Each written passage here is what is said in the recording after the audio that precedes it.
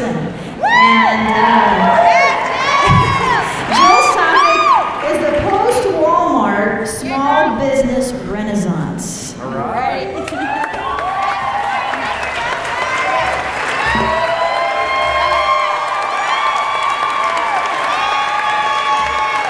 Where are my bar tools?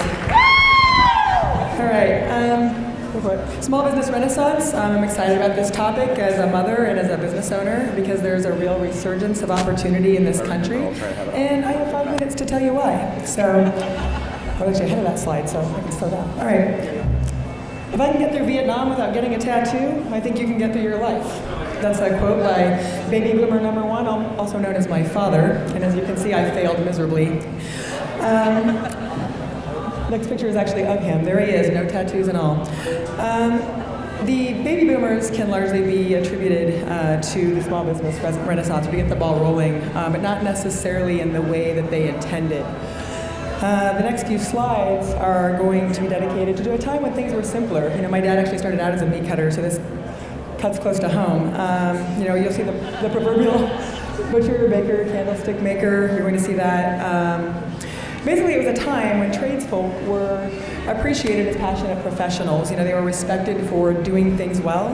And as a reward for doing one thing well, they didn't have to be for everyone. You know, you didn't expect to buy candles at the baker. It's also, you know, really important to recognize that for baby boomers, college was often the individualized apprenticeship, which also guaranteed upward mobility. So there was just a larger system of incentive, you know, in the apprenticeship era. And unfortunately, for Gen Xers, college was college. Yeah. And we were the first to be told that we were not going to do as well as our parents. We were all advised that a college education was going to make us more well-rounded and it was going to make us more marketable as we went out on a search for a job.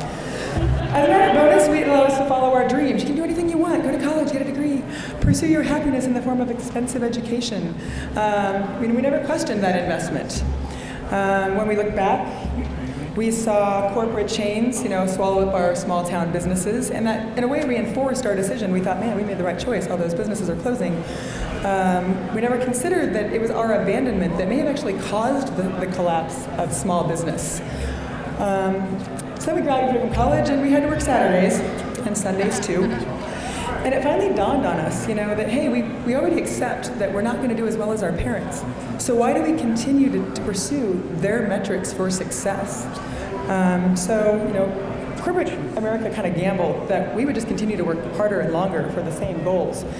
But we realized that if we just stop wanting the things we don't need, we could redefine what success looks like.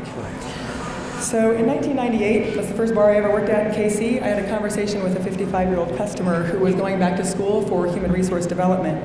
As far back as that, human resources were nervous because we were the first generation that was not incentivized by money.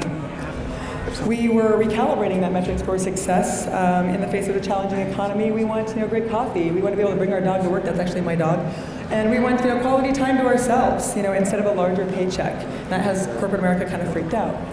And here's where it gets really awesome, because for the past 50 years, this giant machine has been being built. Everything from our education system to our corporate structure to the products and services produced and rendered has been geared specifically in response to the baby boomer as the primary consumer driving the economy.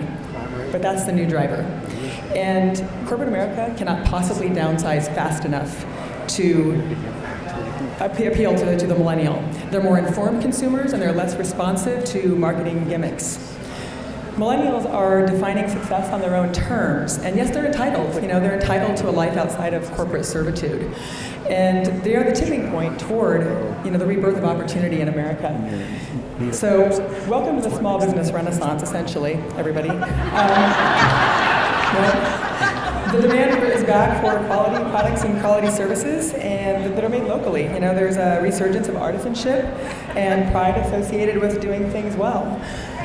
Millennials are minimalists. You know, that's the millennial mansion, and that's the millennial sports car, and you can all be in my, you know, container house commune someday. The millennial sports car, you know, is, you know, the bicycle. There's purchasing differently. So The reason corporate America can't respond to them is because it was designed for a maximalist consumer. do we have it? When I go to Ivanacone, I don't expect to buy candles. I expect to get awesome ice cream, and I do. Yeah, right? So in the post-Walmart apocalypse, you don't have to be for everyone, and you don't have to apologize for it, and that's what's amazing. That's the real opportunity. So I'm a bartender. That's a fancy enough title for me. Thanks. And honestly, thanks to really great partners like Matt Taylor and Aaron Funk, I have the incredible opportunity to demonstrate that LinkedIn is ready to support passion, and I encourage you to follow yours. Yeah!